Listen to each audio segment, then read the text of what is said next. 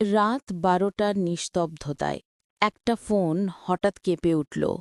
স্ক্রিনে একটা নাম, যে নামটা মীরা অনেকদিন ধরেই মৃত বলে মানে, আরকো।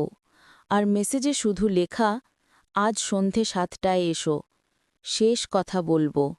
মীরা জানে মৃত মানুষ মেসেজ পাঠায় না, কিন্তু প্রেম কখনো কখনো সব জিনিসের বাইরে গিয়ে দাঁড়িয়ে থাকে। কোথাও কি কেউ তার সাথে খেলছে? কোনো হ্যাকার, কোনো বদলা, নাকি সত্যি সেই মানুষটা ফিরে এসেছে যে প্রতিশ্রুতি দিয়েছিল শেষবার ডাকব? সন্ধে ৭টায় পুরনো রেল স্টেশন, ভাঙা ল্যাম্পপোস্ট, চারদিকে ঠান্ডা কুয়াশা। হঠাৎ ফোনে আবার মেসেজ, তুমি এলে?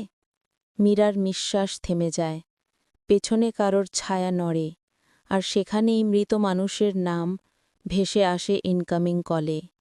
যে কথাটা সে শোনার জন্যে বছর ধরে অপেক্ষা করেছিল, সেটাই কি আজ সত্যি বলবে আরকো?